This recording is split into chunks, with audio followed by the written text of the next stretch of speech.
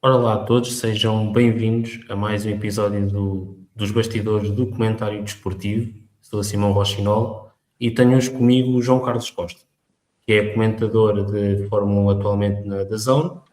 Começou a sua carreira como jornalista em 1984 no Jornal Motor e depois mudou-se para o Autosport, onde esteve entre 1988 e 1997. Estreou-se em televisão em 1993 na SIC e desde aí passou pela RTP, Eurosport e também pela Sport TV.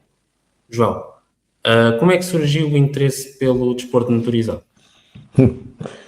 É uma história fácil de contar. O meu pai gostava de automóveis, estava ligado ao mundo dos transportes e eu rapidamente me apaixonei pelas miniaturas e pelos livros do Michel Vaillant, basicamente. Foi aí que tudo começou, a fazer corridas em casa contra mim próprio com os vários carros.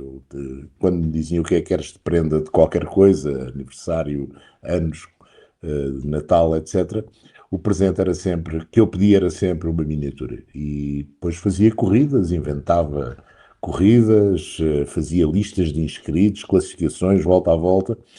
E a paixão começou a nascer também, a ler revistas, a ler jornais de automóveis. E foi uma paixão que eu nunca pensei transformar numa profissão. A minha vida caminhava noutro sentido.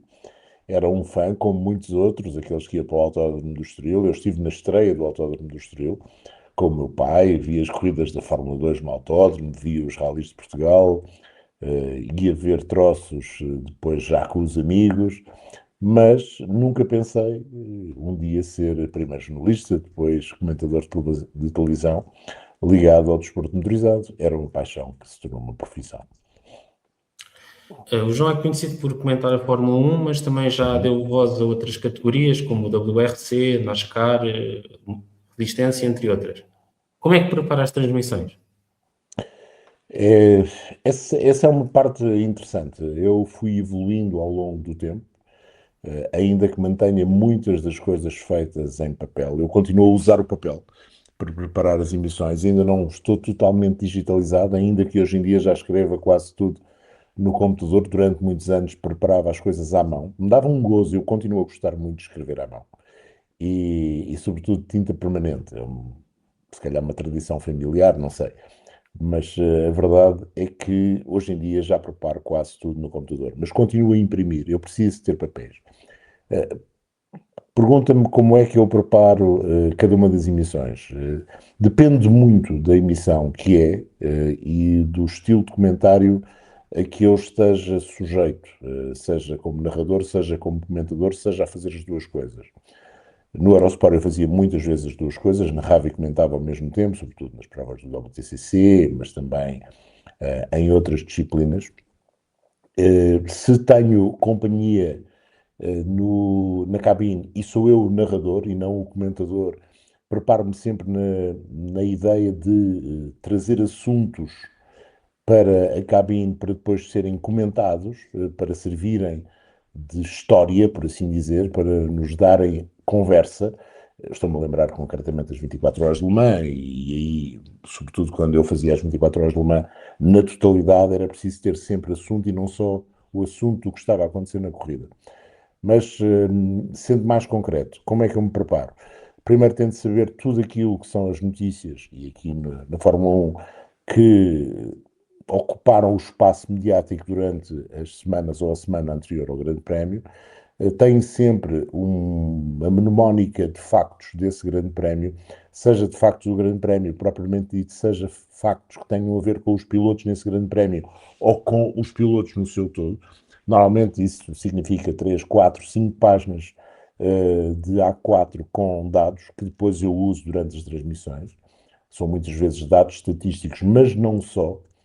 Depois tento ter sempre por perto alguns resultados dos anos anteriores, alguns resultados, sei lá, as melhores voltas dos treinos livres, as melhores voltas da qualificação, as velocidades máximas atingidas no ano anterior, para poder até, inclusive, fazer comparações com aquilo que está a acontecer nesse grande prémio.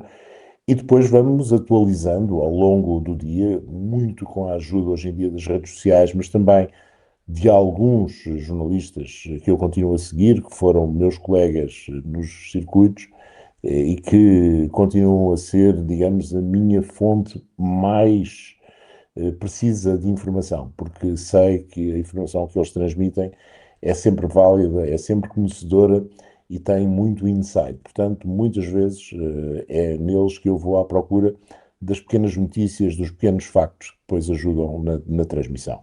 Mas digamos que a preparação é fundamental. Eu digo sempre, quando me perguntam, eu vou comentar qualquer coisa, eu digo, nunca vais para uma cabine sem levar um papel. E hoje em dia o papel tem muitas formas, pode ser no telefone, pode ser num tablet, pode ser num computador, mas a ideia do nunca vais para uma cabine sem levar um papel é na perspectiva de nunca vais para a cabine a contar que a tua memória, o teu conhecimento é tudo. A não ser que vás numa função muito, muito específica, sei lá, um piloto que vá comentar as incidências da corrida, que não tenha que se preocupar com absolutamente mais nada, a sua experiência como piloto é mais do que suficiente para ajudar nesse comentário, para trazer algo de novo, para acrescentar ao comentário. Mas se não estivermos nesse papel, se estivermos num papel de comentador mais jornalístico, mais conhecedor da matéria em termos da história do desporto motorizado, aí acho muito importante que as pessoas se preparem e se preparem bem. Eu posso dizer que para um grande prémio, normalmente estamos a falar de 2 dias de preparação, mais o dia de quinta-feira, que é feito a preparar não só também o grande prémio, como o programa de apresentação que nós fazemos na DAZN todas as quintas-feiras. Portanto, 3 dias de preparação para 3 dias, 4, porque depois temos a segunda-feira com mais um programa de balanço. Portanto, uma semana de grande prémio significa basicamente 7 dias. É literalmente uma semana de grande De prémio. trabalho, exatamente. Exatamente. Aqui queria perguntar uma coisa. Entre, por exemplo, os treinos livres, que é normalmente onde se costuma haver menos ação, é um desafio ter sempre muita coisa para dizer, não é? Para poder encher É, é ali o. nós chamamos o incha chouriço, não é? É, Sim, é verdade. Na qualificação há sempre o cronómetro a mandar, na corrida há sempre a posição a mandar. Portanto, aí fica relativamente mais fácil nós termos algo para dizer. Nos treinos livres, não. Nós temos de, primeiro, ir tentando perceber aquilo que vai acontecer ao longo desses treinos livres e que possa depois ter consequência no resultado, seja da qualificação, seja do Grande Prémio.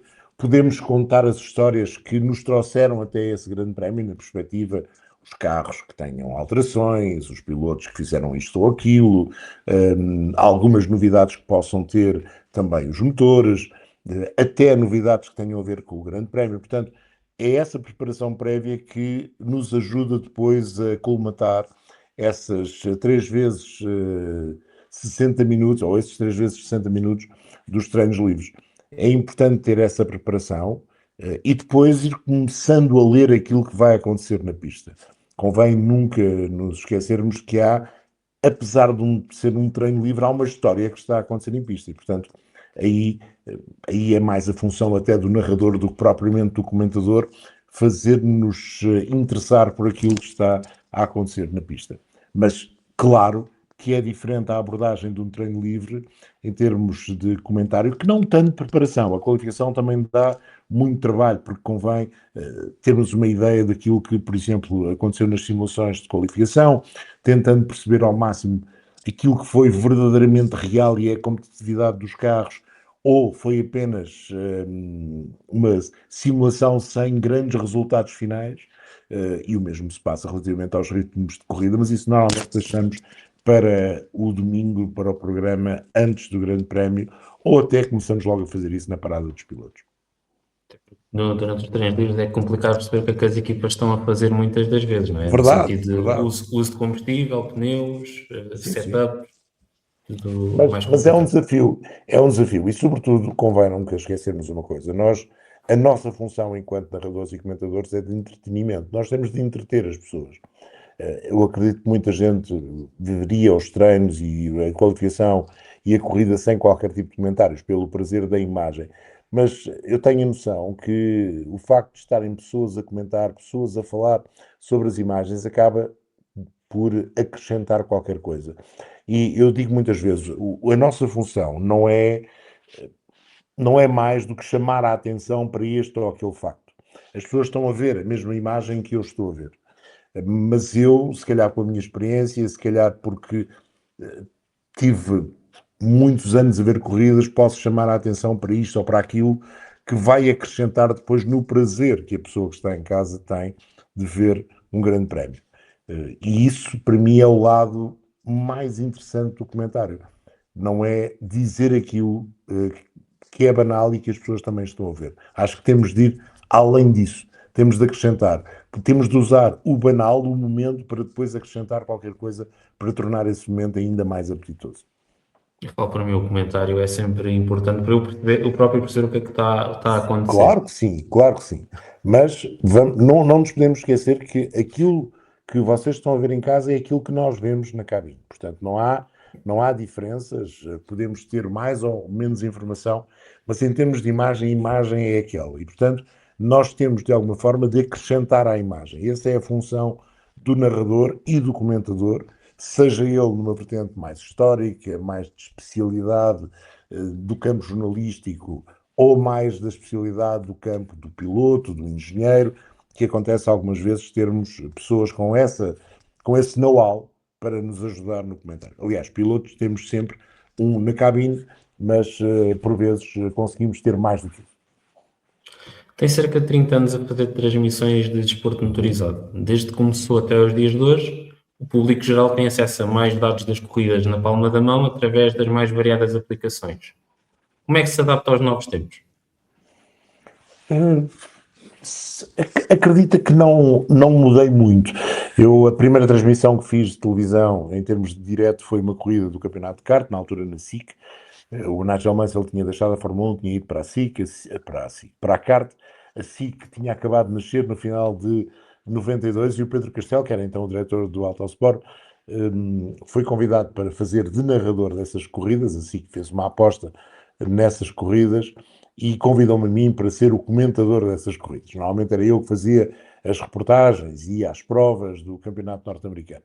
E, portanto, digamos que era uma escolha normal para o acompanhar nessas transmissões. Nessa altura os dados eram muito, muito poucos. Já havia internet, verdade, já conseguia contactar com alguns colegas norte-americanos e ter, por isso, algumas informações. Havia live timings um pouco arcaicos, mas também já havia.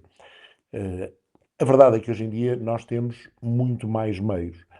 E, sobretudo, há um novo meio que é a parte das redes sociais, onde a informação surge ao segundo, mas é preciso ter cuidado com essa informação. Nós temos de filtrar muito bem essa informação. E por isso é que eu dizia há pouco que há algumas fontes jornalistas que eu conheço do passado continuam para mim a ser as fontes que eu tenho a certeza que ao estar a usar não estou a cometer nada, para já, porque me dou bem com as pessoas. Depois, porque sei da qualidade da informação e por isso sei que aquela informação que eu possa usar vinda deles para acrescentar na transmissão será uma informação fidedigna e com algo de importante para eu trazer para a emissão. Vamos ver, facilitou a vida às redes sociais, facilitou, obviamente, facilitou a vida termos tudo na palma da mão, num telemóvel, sem dúvida nenhuma. Por outro lado, acho que tirou um bocadinho da magia que havia anteriormente. Hoje em dia, eu digo isto muitas vezes, há uma corrida qualquer de qualquer coisa em qualquer país do mundo e muito naturalmente poderá haver um streaming. Ou seja, temos muito mais acesso às coisas, as pessoas estão muito mais informadas, se quiserem estar, essa é outra questão, se quiserem estar, estão muito mais informadas e isso facilita o nosso trabalho na perspectiva que também nós podemos ir beber essa informação. Por outro lado, dificulta na perspectiva de a informação que nós passamos tem de ser sempre de acrescentar. E esse acrescentar tem agora, digamos que uma margem mais curta, porque as pessoas têm acesso a muita informação. Quando eu comecei em 93, o acesso das pessoas às corridas do campeonato de kart era muito reduzido. Portanto, digamos que eu, durante as transmissões, e o Pedro Castelo éramos os mensageiros.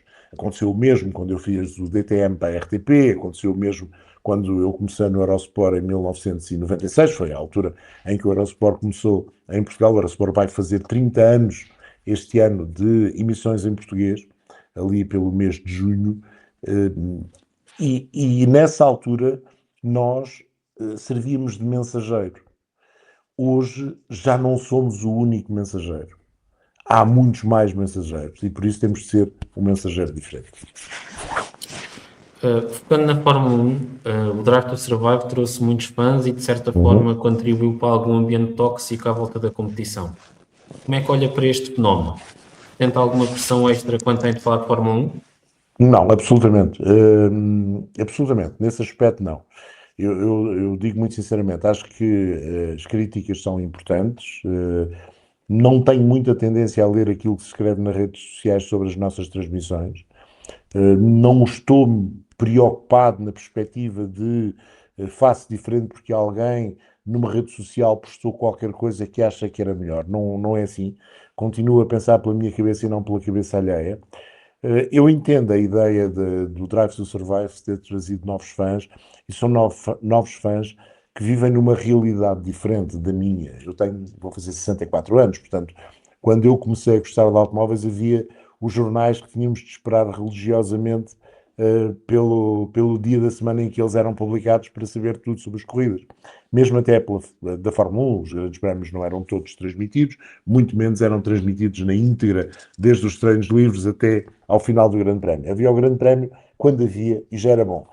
Tudo o resto era muito pouco divulgado, ou se ia ver, ou então tínhamos de esperar pelas notícias nos jornais de desporto motorizado. Neste caso, ou nas revistas estrangeiras, eu também consumia bastante revistas estrangeiras para ficar ainda com um conhecimento mais alargado daquilo que era o desporto motorizado. Por paixão, nessa altura, por isso simplesmente por paixão e não com outra qualquer intenção de trabalho, por assim dizer.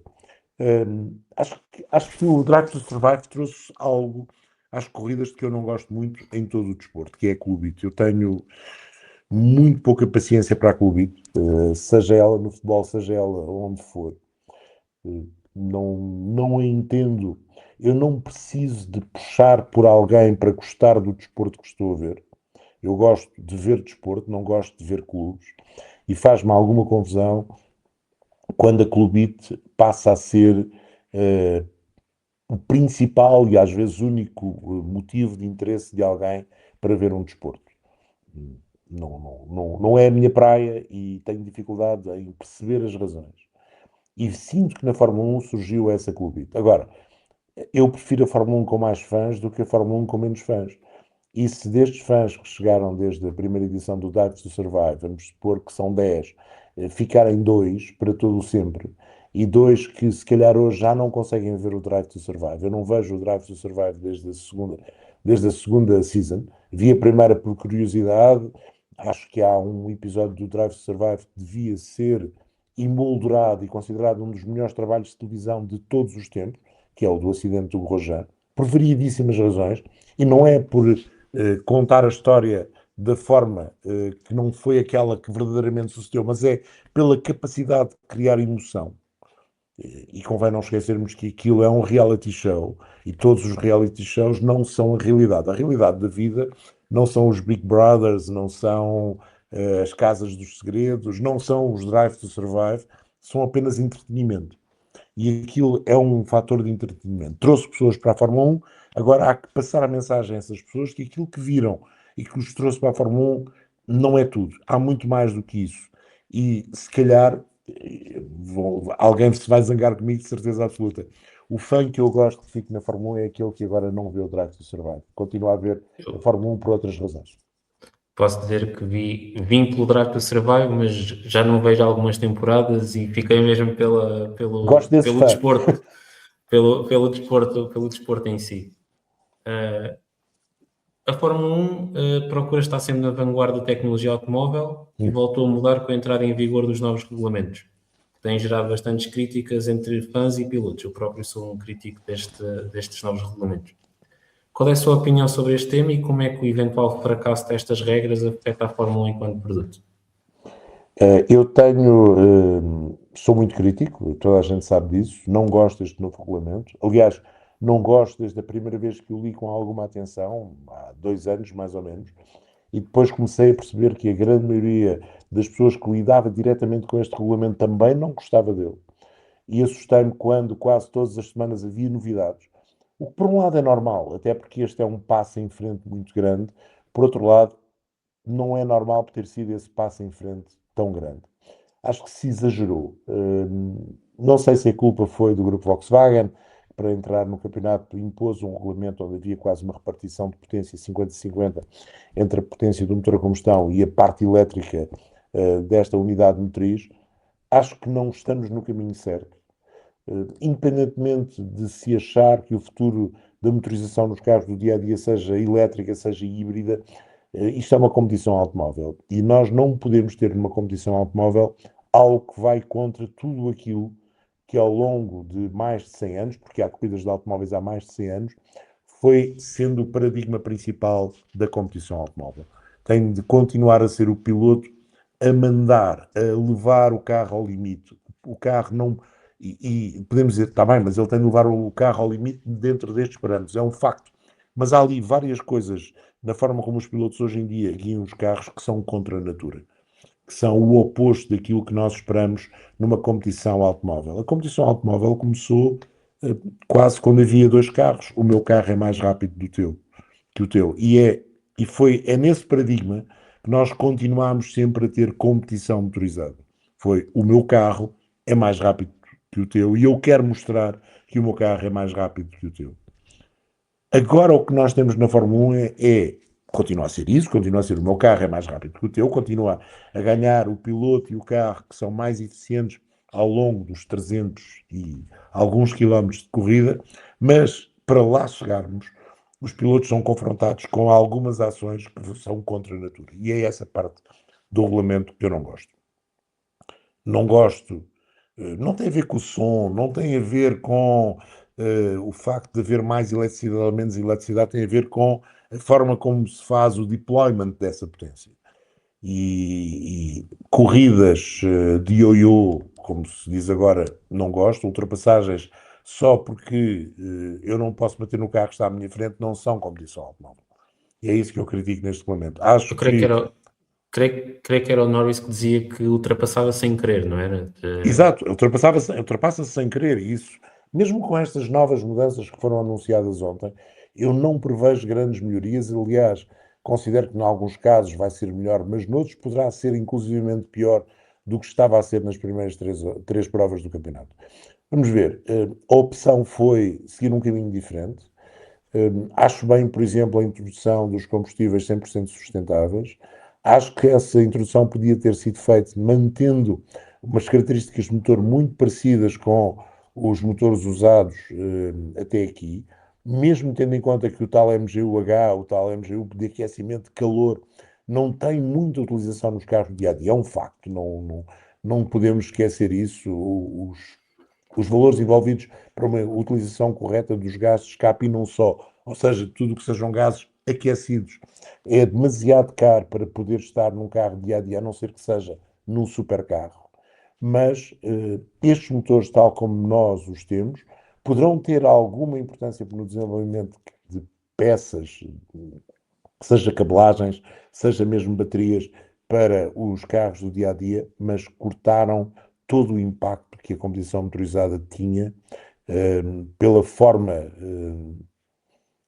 pouco normal que é preciso guiar os carros. Acho que a Fórmula 1 dia vai ter que escolher entre olhar para a indústria automóvel e olhar para o espetáculo puro e duro, e acho que nesta altura, se calhar, temos mesmo de olhar para o espetáculo puro e duro. Nós precisamos, enquanto Fórmula 1, de ser um bocadinho diferentes, precisamos de criar espetáculo, precisamos de vender uma emoção, precisamos de vender algo que é, como diz o João Amaral, o pináculo do desporto motorizado. E isto, apesar destes carros continuarem a ser os mais rápidos que se podem pôr num circuito convencional, não é o caminho certo. Vamos ver quanto tempo é que teremos de aguentar este regulamento. Acho que se depois destas alterações e depois das alterações que irão surgir fruto do ADU, fruto de, digamos, do BOP positivo que alguns motores poderão ter nos próximos meses, Se o espetáculo continuar a ser tal como foi até agora, acho que a Liberty e a Federação Internacional do Automóvel têm de encarar o problema, porque é um problema de frente, e tentar o mais rapidamente possível, com a colaboração dos fabricantes de motor, de mudar o regulamento para algo mais palpável, mais normal do que é este regulamento entre 2026 e 2030, que eu espero que não chegue a 2030. Ainda vão ser longos anos Isso. até termos um regulamento novo. Falando aqui um bocadinho do campeonato, do que está a ser o campeonato até agora, estamos neste momento a gravar ainda na pausa do campeonato, forçada pela guerra no Médio Oriente. A Mercedes tem sido a equipa em destaque até agora, seguida de perto pela Ferrari e pela McLaren, quando tem conseguido competir. Acha que a corrida ao desenvolvimento vai mudar a ordem das equipas num futuro próximo? Ou não? Vamos ver. Este mês de pausa, de certeza absoluta, que levou as equipas, até porque as equipas começaram a perceber quais eram as alterações que foram anunciadas ontem e que vão ser confirmadas garantidamente pelo Conselho Mundial da FIA. Não parece que haja razão para não o fazer, depois de todas as equipas, todos os construtores de motores, a Liberty e a FIA, terem votado positivamente estas alterações de forma unânime. Portanto, não me parece que seja mais do que um proforma, mas as equipas já devem estar a trabalhar nestas alterações. O mês de intervalo irá permitir, de certeza absoluta, muitas evoluções no Grande Prémio de Miami. Há ali um problema. Miami e Montreal são corridas de sprint, portanto haverá apenas 60 minutos de treinos livres para tentar adaptar essas novas alterações à competitividade do conjunto. Penso que o ADU poderá trazer algumas alterações a nível dos motores. Vamos ver se vai haver a possibilidade de algumas equipas, neste caso alguns fabricantes de motores, terem esses jokers suplementares, que são atribuídos entre 2% e 4%, se houver um déficit de 2% a 4%, ou mais de 4%. Acho que isso poderá ter impacto também, se acontecer. Não acredito que a Mercedes venha a perder competitividade. Acho, inclusivamente, que estas alterações do regulamento anunciadas ontem poderão até favorecer em parte a Mercedes. Por exemplo, nos arranques, ainda que esses dos arranques não sejam para aplicar já, são para aplicar depois de testes em Miami, resta saber quando, muito possivelmente, ou em Montreal, ou depois no Grande Prémio do Mónaco. Não vejo que seja muito diferente. Vamos esperar que a McLaren continue a mostrar a competitividade que mostrou no último Grande Prémio. Vamos procurar entender se a Ferrari tem mais qualquer coisa no bolso, e sabe-se que tem um motor a combustão novo para ser apresentado até ao final do ano, ou no início do próximo ano. E depois vamos ver se o segundo pelotão, que continua animadíssimo, é muito difícil perceber no início de cada Grande Prémio quem vai ser o melhor do segundo pelotão, se esse segundo pelotão começa também a ter um escalonamento ou não. Eu preferia que não tivesse, preferia que continuasse a ser a surpresa que tem sido. E depois há o fenómeno Red Bull. Fala-se que o problema é do chassi, fala-se que o problema também pode ser do motor, que funciona bem em determinadas circunstâncias, menos bem noutras circunstâncias. Há a questão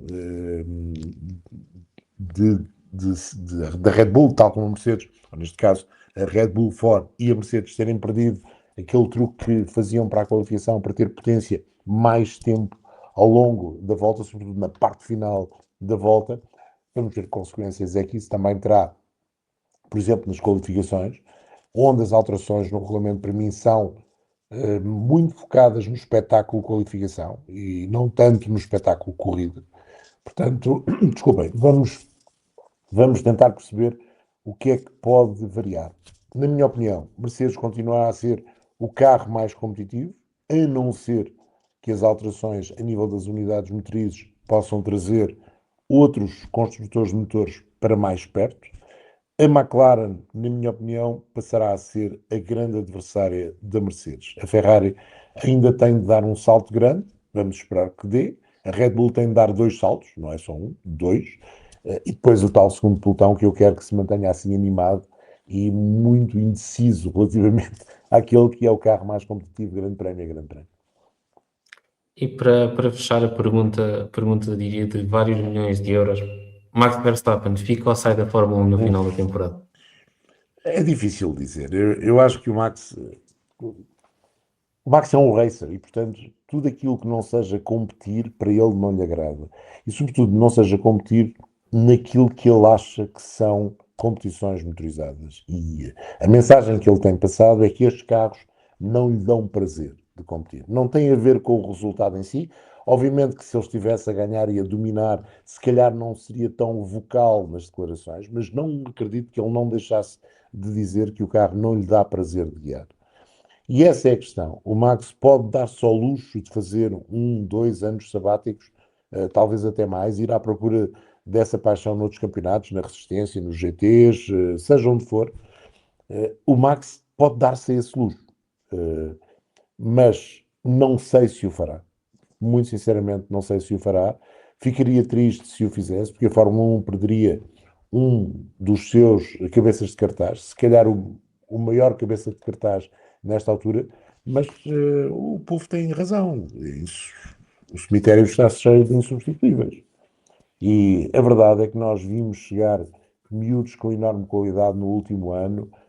Este ano já vimos chegar mais um que tem mostrado, sobretudo no primeiro Grande Prémio, que poderá também andar ali na discussão dos melhores lugares. Temos um Kimi Antonelli que garantiu 2 vitórias consecutivas e se de repente começa a dominar a parada, sobretudo face ao seu companheiro de equipa e depois face aos demais, de repente o Kimi Antonelli vai chegar a um estatuto de estrela que hoje em dia ainda não tem, mas bastou ver o que aconteceu com estes 2 triunfos do jovem italiano para se perceber que, de repente, depois de uma primeira temporada que, não sendo a meio gás, teve alguns pontos muito altos e outros também muito baixos, e que levou a que muita gente dissesse que se calhar tinha sido cedo demais, que o Toto Wolff tinha arriscado em demasia, colocá-lo logo na Mercedes. A verdade é que o miúdo deste ano demonstrou que o Toto Wolff tinha toda a razão e que o melhor sítio para se aprender era numa equipa competitiva e ele está a mostrar isso. Portanto, vamos ver. A Fórmula 1 perde se o Max sair, perde, desaparece se o Max sair, obviamente que não. Portanto, digamos, não é uma não questão, continua a ser uma questão. Mas a Fórmula 1 saber-se-á reinventar se o Max Verstappen, por alguma razão, decidir abandonar. Como soube reinventar-se quando o Schumacher saiu, como soube reinventar-se quando o Nico Rosberg saiu, como saberá reinventar-se quando o Fernando Alonso e o Lewis Hamilton saíram, como no passado se soube reinventar quando grandes campeões, muitas vezes forçados a tal, deixaram a Fórmula 1. Agora, a Fórmula 1 tem de saber reinventar-se, é base neste novo regulamento.